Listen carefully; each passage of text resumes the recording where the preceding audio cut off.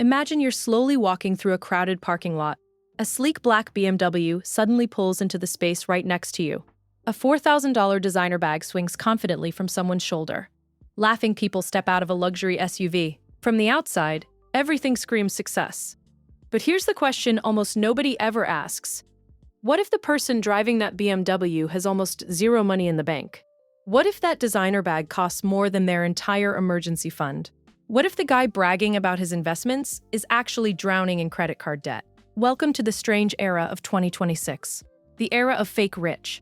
I'm Amy, and for the last 7 months, I've been analyzing hundreds of these real stories. Today, I'm showing you the 10 warning signs you see every single day, but never notice. Americans now owe $1.28 trillion in credit card debt. The average household carries over $100,000 in total debt. Yet somehow, the parking lots are full of luxury vehicles. The malls are packed with designer shopping bags, and social media overflows with people flaunting wealth they don't actually have. Something doesn't add up. Here's what's really happening. A massive number of people have figured out how to look wealthy while being financially broke. They've mastered the appearance of success while building nothing underneath. They project an image that crumbles the moment you look closer. Real wealth whispers. Fake wealth screams. Once you know the signs, you'll see fake rich everywhere. More importantly, you'll avoid becoming fake rich yourself. Because these patterns don't just look foolish, they actively destroy your ability to build actual wealth. Let's break down the 10 signs someone is pretending to be rich. The first sign is the entry-level luxury trap. Someone buys the cheapest version of the most expensive brand, the base model BMW, the logo belt from Gucci, the starter bag from Louis Vuitton. They want the badge without the budget. Walk through any parking lot and you'll spot this immediately. A bare-bones Mercedes with manual seats and no navigation. An Audi with the smallest engine option and zero upgrades. These cars exist because manufacturers know exactly what's happening. People want the emblem on the hood more than they want the actual driving experience. Here's what's interesting. A fully loaded Honda Accord costs roughly the same as a base model luxury sedan. The Honda has better features, more comfortable interior, superior reliability, and lower maintenance costs. But the person chasing status doesn't want a Honda. They want other people to see the 3-pointed star or the 4 rings. And it doesn't stop at the purchase price. That entry-level luxury car comes with luxury maintenance costs, premium gas instead of regular, higher insurance premiums, more expensive parts when something breaks. The base model Mercedes costs significantly more to own than the fully loaded Toyota. Not just up front, but every single month for years. The math gets brutal. Someone pretending to be rich might spend 20 to 30% of their income on looking wealthy. Someone actually wealthy spends 2 to 5% on these same categories. That difference compounds over decades into hundreds of thousands of dollars that never get invested. Truly wealthy people often buy their flashy items after they've built substantial wealth. The fake rich buy the status symbol first and hope wealth follows. It rarely does. The second sign is constant money talk. The person who won't stop steering conversations toward income, investments, spending, or deals they're working on. Every topic somehow circles back to finances, and always in a way that makes them look successful. You could be discussing pizza toppings, and this person finds an angle. Oh yeah, I used to eat that before I started making real money. You mention a vacation, and suddenly they're explaining their travel reward strategy that only works because of how much they spend. You share news about a friend's success, and they pivot to their own achievements within 2 sentences. People genuinely secure about their financial situation don't need to constantly remind everyone how well they're doing. The reminder is for themselves, not you. It's external validation filling an internal void. Watch for a specific pattern talking about money they're about to make, rather than money they've actually made. I've got a huge deal closing next month. Once this investment pays off, everything changes. I'm working on something that's going to be massive. Always future tense because the present doesn't match the image. The money isn't real until it hits your bank account. Deals fall through, investments go sideways, opportunities evaporate. But the fake rich talk about projected income as if it's already deposited, because the reality isn't impressive enough. Another tell is confusing revenue with profit. Someone brags about their business doing $500,000 when their actual take-home was $50,000. Still decent money, but not the flex they're presenting. The exaggeration reveals the insecurity. The truly wealthy tend to be private about finances. Not because they're secretive, but because they don't need to prove anything to anyone. The third sign might be the most alarming. The designer item that costs more than what's in the bank account. Someone carrying a $5,000 bag with $2,000 in savings. A luxury watch on the wrist of someone with a maxed out credit card. This happens constantly. The purchase isn't a celebration of success. It's a costume for success that hasn't arrived. There's an old rule. If you can't afford to buy it twice, you can't actually afford it. If a single purchase represents 2 or 3 months of income, that's not wealth. That's living dangerously above your means while creating the illusion of prosperity. Think about what that bag actually represents. Not accomplishment, not smart financial decisions, just a willingness to sacrifice future security for present appearance. The bag might impress strangers for 3 seconds. The empty savings account creates stress for years. I've seen people finance designer purchases, paying interest on a handbag, making monthly payments on a watch. The item depreciates while the debt accumulates. By the time it's paid off, they've spent 30% more than the sticker price on something worth half what they originally paid. People with actual wealth rarely make purchases that jeopardize their financial foundation. Their luxury items represent a tiny fraction of their net worth, not a significant chunk of their monthly budget. The fourth sign is the constant one-upper. Whatever you've done, they've done something better. Whatever you bought, they bought something more expensive. Whatever you accomplished, their version was more impressive. You get a promotion, they got a bigger one. You went on a nice vacation, they spent 2 weeks in the south of France flying business class. You bought a new watch, they explain why theirs has a superior mechanical movement, and you can hear the difference in how the seconds hand ticks. Picture this at a dinner party. Someone shares that they just closed on their first home. Before anyone can congratulate them, the one-upper jumps in. That's great, but you really should have waited for a bigger place. When I bought my first property, I made sure it was at least 4 bedrooms, because anything smaller doesn't appreciate as well. The excitement drains from the room. The person who just achieved something meaningful now feels small. Or, at work, you land a new client and mention it in passing. The one-upper immediately pivots to the bigger client they landed last quarter. The commission they made, the dinner the CEO bought them to celebrate. Your win disappears into their need to dominate. This isn't normal conversation. It's competition. Every interaction becomes a contest where they must win. The psychology here is transparent. One-upping comes from insecurity, not confidence. Someone genuinely successful can celebrate your wins without feeling threatened. They don't need to redirect attention, because their self-worth doesn't depend on being superior in every exchange. People pretending to be rich feel threatened by any success that isn't theirs. Your good news diminishes them somehow, so they reflexively minimize your achievement while amplifying their own. Real wealth allows someone to be genuinely happy for others. Fake wealth requires constant comparison and conquest. The fifth sign is social media performance. The curated feed of luxury experiences, expensive purchases, and lifestyle content designed to project wealth, whether or not that wealth exists. If someone's money is real, they don't need to document every moment for strangers on the internet. But for the fake rich, wealth only exists when validated by likes and comments. The experience isn't complete until it's posted. The purchase isn't satisfying until others have seen it. Here's the uncomfortable truth about social media. Showing off gets more engagement than showing discipline. A spend $1,000 at the mall with me video outperforms, watch me add $1,000 to my emergency fund. The first feels aspirational. The second feels boring. This creates a perverse incentive. People learn that projecting wealth generates attention regardless of whether the wealth is real. So, they perform prosperity while building nothing. Nobody posts themselves doing dishes. Nobody films their budget spreadsheet sessions. Nobody shares the 16 hours they spend at home on Saturday, because they're saving money. Social media shows highlights, not reality. But the fake rich need you to believe the highlights are their everyday existence. Watch for fake engagement too. Some profiles have millions of followers, but comment sections full of bot accounts saying the same generic phrases. They're buying the appearance of influence to support the appearance of wealth. Layers of fabrication stacked on each other. Meanwhile, actual wealthy people often maintain minimal social media presence.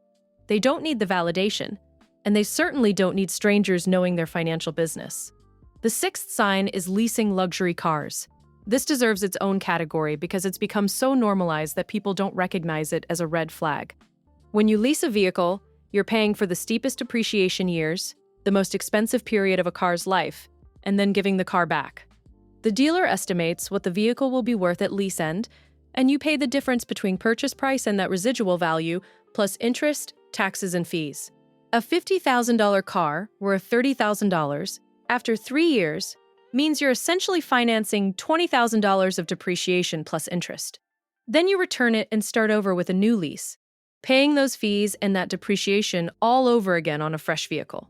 This cycle never ends. Lease, return, lease, return. Perpetual payments with zero equity ever. Someone who leases continuously for 20 years has made hundreds of thousands of dollars in payments and owns absolutely nothing at the end. Leasing is one of the most expensive ways to have a car over a lifetime, but it lets people afford the monthly payment on vehicles they couldn't actually purchase. That's the entire appeal. The person driving the leased luxury sedan looks successful. The payment fits their monthly budget. What doesn't show is that they're building zero equity, paying premium insurance rates, and locking themselves into perpetual payments with nothing to show at the end. If you genuinely want a luxury vehicle for reasons beyond status, buying used makes far more sense financially. But buying used doesn't provide the new car smell and the pristine badge that fake rich requires. The seventh sign is counterfeit goods. If someone is carrying fake designer items, they're literally advertising that they're pretending to be something they're not. People who actually know luxury goods can spot counterfeits across the room. The stitching is wrong. The leather quality differs. The logo placement is slightly off. The hardware feels cheap. Everything about it screams imitation to anyone paying attention. Here's the irony. Counterfeit goods aren't even that cheap. A decent knockoff bag might cost $200 or $300. For that same money, you could buy a genuinely well-made bag from a brand that isn't pretending to be something else. Real leather, quality construction, original design, just without the famous logo. But that's not what the fake rich want. They don't actually care about quality or craftsmanship. They care about the perception that comes with the logo. So they'll pay $200 for a poorly made fake, rather than $200 for a well-made original, because the fake carries a name people recognize. Some people claim they just like the design and aren't trying to fool anyone. But if that were true, why choose a knockoff of a specific brand? Why not buy something original and well-made from a company you can actually afford? The brand choice reveals the motivation. It's about the logo, not the design. Counterfeits deliver neither status nor quality. The people you're trying to impress can tell it's fake, and the item itself is poorly constructed. You've paid money to carry around evidence of your own pretense. The eighth sign is constantly promoting get-rich-quick opportunities, not the obvious scams. Those are easy to spot. The slightly faster than normal schemes that sound almost plausible. Forex trading, dropshipping, crypto day trading, option strategies, multi-level marketing, infinite banking, some revolutionary system that's going to change everything if you just get in now. A tiny fraction of people succeed at these activities. The vast majority lose money. But the fake rich love talking about these opportunities because they operate in future tense. They're not discussing what they've built. They're discussing what they're about to build. The potential justifies the current lack of actual results. Here's how it usually plays out. Someone discovers a new opportunity and goes all in. They talk about it constantly, try to recruit friends, project massive confidence. 6 months later, they've lost money, but they never mention that part. Instead, they've already moved on to the next opportunity, equally confident, equally vocal. The pattern repeats every year or two. A trail of failed ventures they never acknowledge, always chasing the next thing that's definitely going to work this time. Admitting failure would shatter the identity they've constructed, so they just keep moving forward, hoping the next opportunity finally delivers the results they've been promising everyone, including themselves. Real wealth is built slowly and boringly over years or decades. It rarely comes from turning 5,000 into $1 million in 12 months. But slow and boring doesn't match the fake rich identity.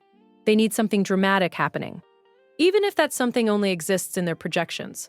When someone can't stop talking about their next big opportunity, their current opportunity probably isn't delivering what they claim. The ninth sign is condescending money advice. Different from one-upping, this person actively criticizes your financial decisions and tells you what you should be doing instead.